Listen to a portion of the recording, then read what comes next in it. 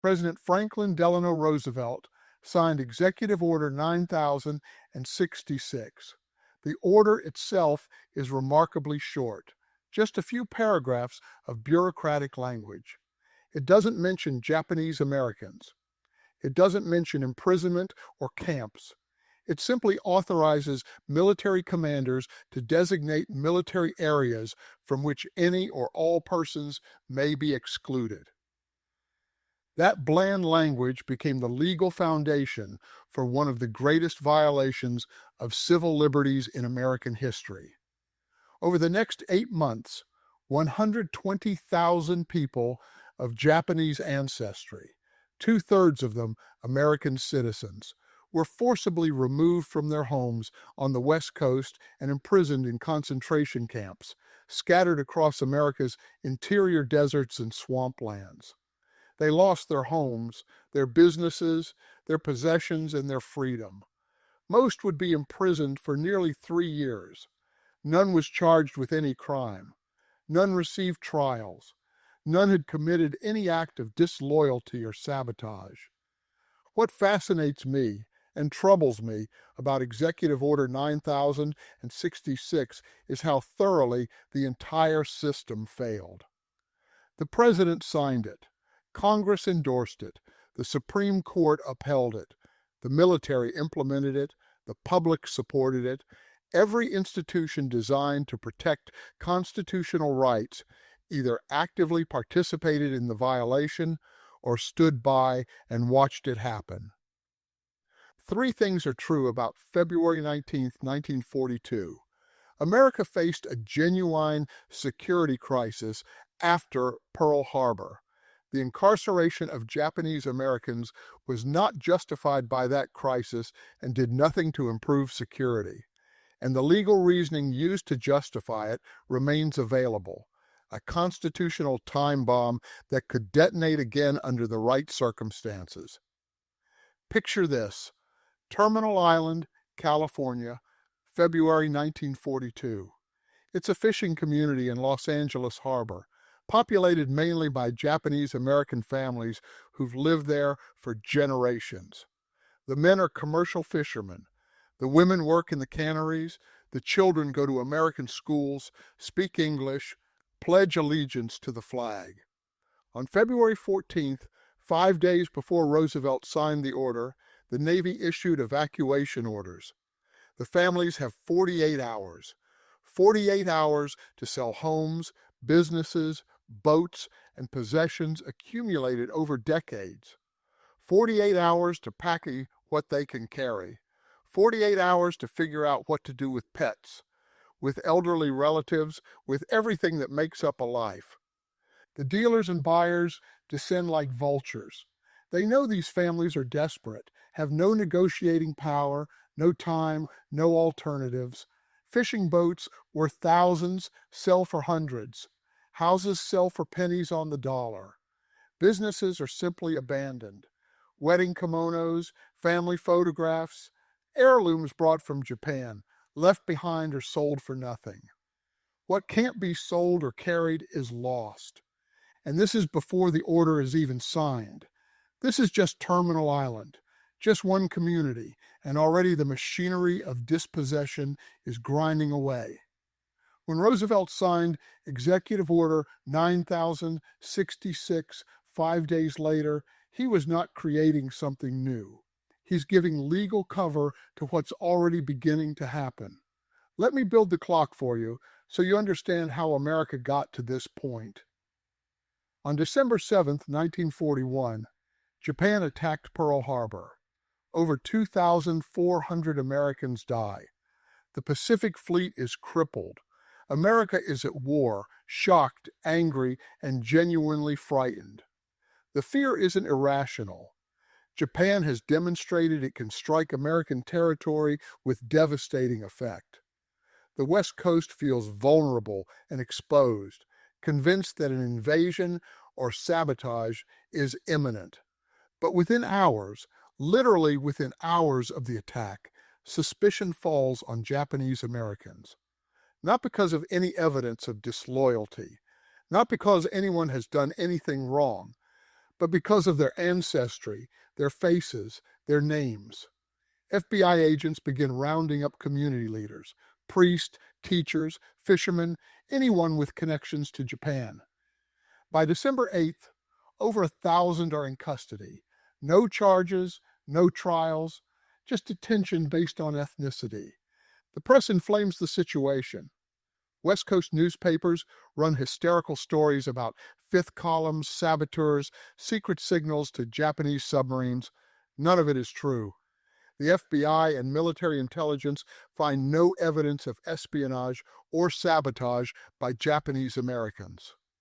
J. Edgar Hoover himself, not exactly soft on national security, tells the Justice Department there's no factual basis for mass removal. But the pressure builds. Lieutenant General John DeWitt, commanding the Western Defense Command, becomes convinced that Japanese Americans pose a security threat. He makes an argument that reveals the impossible bind these people face. The very fact that no sabotage has taken place to date is a disturbing and confirming indication that such action will be taken. Read that again. The absence of sabotage proves the threat of sabotage. If they haven't done anything wrong yet, that proves they're waiting to do something wrong later. It's a logic that makes innocence impossible. There's no way to prove loyalty because loyalty itself becomes evidence of suspicious deviousness. Racist assumptions pervade the whole discussion. DeWitt testifies to Congress, a Jap's a Jap.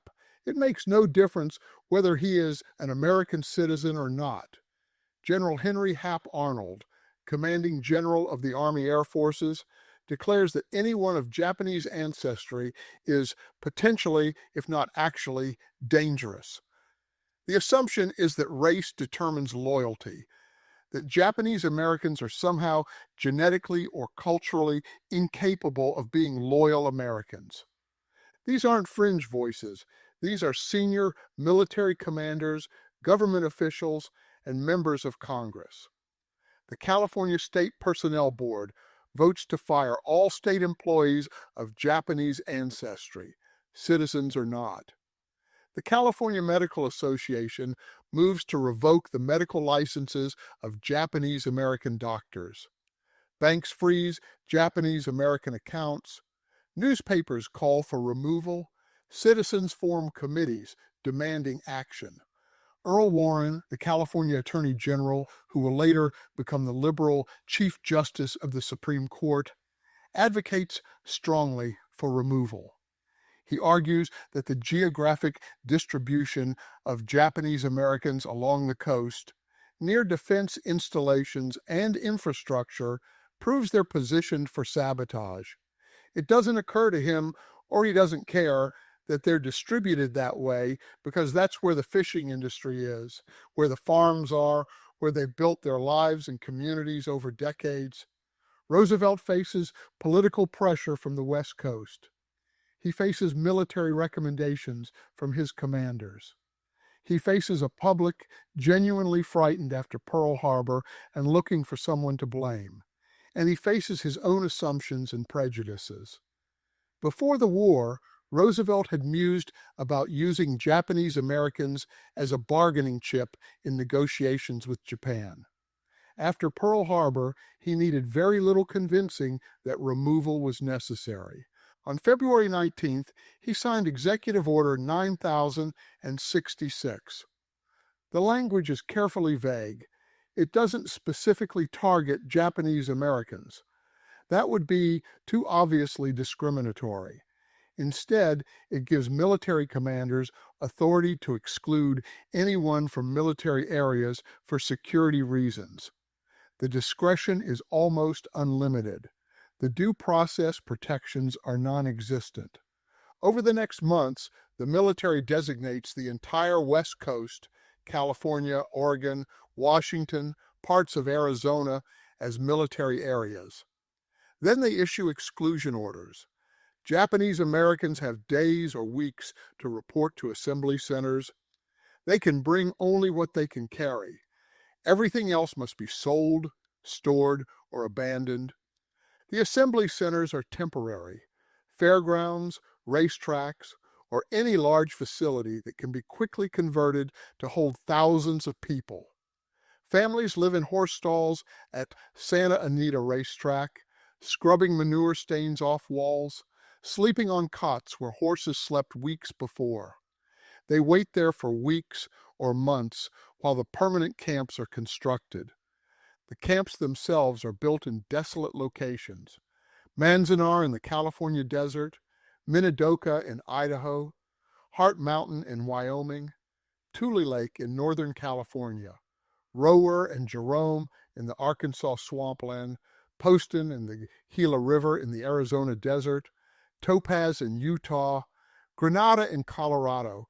These aren't prisons in the traditional sense. Inmates aren't in cells, aren't doing hard labor, but they're not free either. The camps are surrounded by barbed wire fences. Guard towers with machine guns overlook the perimeters. Armed soldiers patrol. Anyone who tries to leave without permission can be shot. Several people are shot and killed by guards during the incarceration. Life in the camps is regimented, humiliating, grinding. Families live in single rooms in tar paper barracks. No privacy, no insulation against desert heat or mountain cold, communal bathrooms and dining halls. Dust storms blow through gaps in the walls. In winter, snow drifts through cracks. In summer, temperatures inside the barracks reach 110 degrees. And yet people build lives. They create schools, churches, and newspapers. They form baseball leagues, theater groups, and art classes. They plant gardens in the desert, coaxing vegetables from alkaline soil.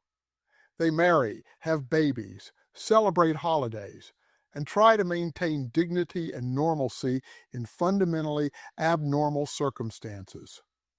Young men face an impossible choice.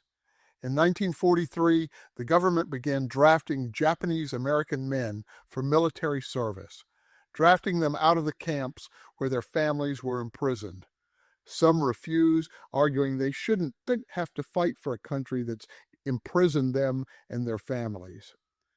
These draft resistors are prosecuted and imprisoned in regular federal prisons. Others volunteer, eager to prove their loyalty, to fight for the country that's rejected them.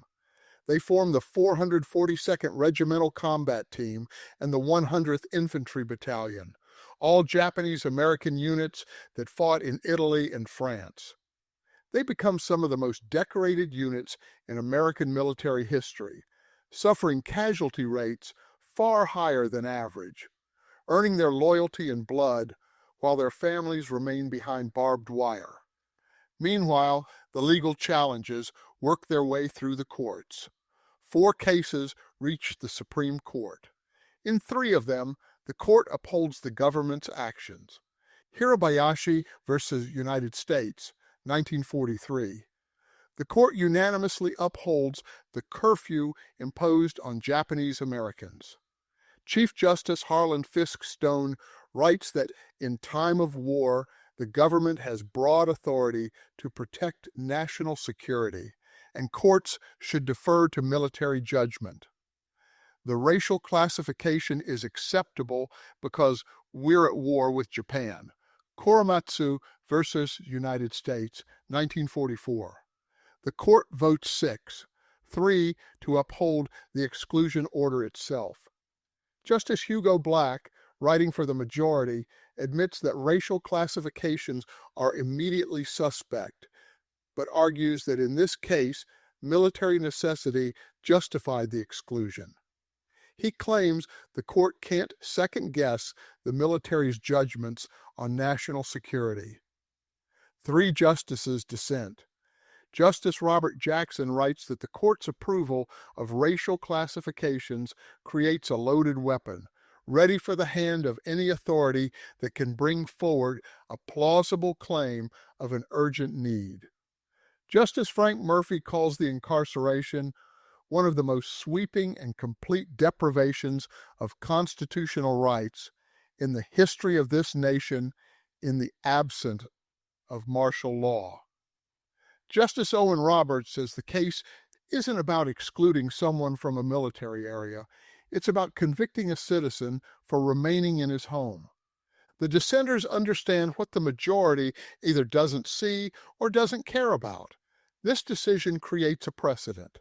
It establishes that the government can strip constitutional rights from an entire ethnic group based on nothing more than fear and military assertion of necessity. It puts that power into the legal framework, ready to be used again. In the fourth case, Ex parte Endo, 1944, the court finally ruled that the government can't detain loyal citizens without cause.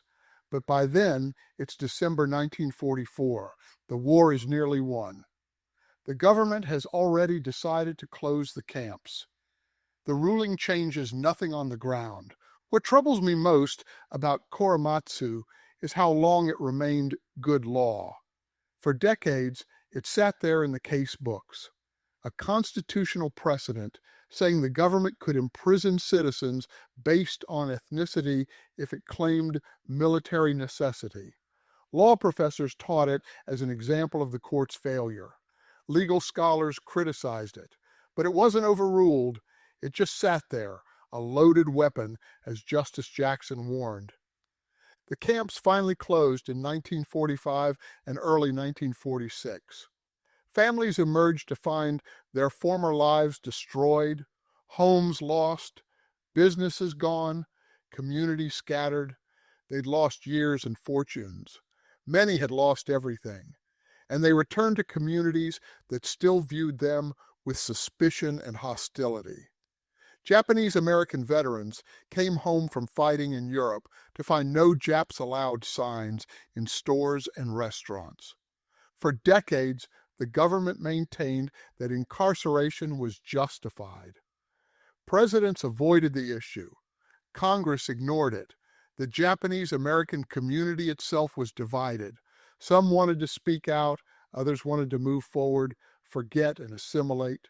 Many incarceration survivors didn't talk about their experiences, not even with their own children. The shame and trauma ran too deep. In 1976, President Gerald Ford formally rescinded Executive Order 9066. He called the incarceration wrong and said, "We have learned from the tragedy of that long ago experience forever to treasure liberty and justice for each individual American." But rescinding the order wasn't the same as admitting it was unconstitutional or illegal at the time. It wasn't the same as providing justice to the people who'd been imprisoned. In 1980, Congress created the Commission on Wartime Relocation and Internment of Civilians to investigate. The commission held hearings across the country. For the first time, many survivors testified publicly about their experiences. The commission reviewed the historical record, including classified wartime documents. Their conclusion was unequivocal. Executive Order 9066 was not justified by military necessity, and the decisions which followed from it, detention, ending detention, and ending exclusion, were not driven by analysis of military conditions. The broad historical causes which shaped these decisions were race prejudice, war hysteria, and a failure of political leadership. Not military necessity, race prejudice, and war hysteria. That's the official conclusion of the United States government's own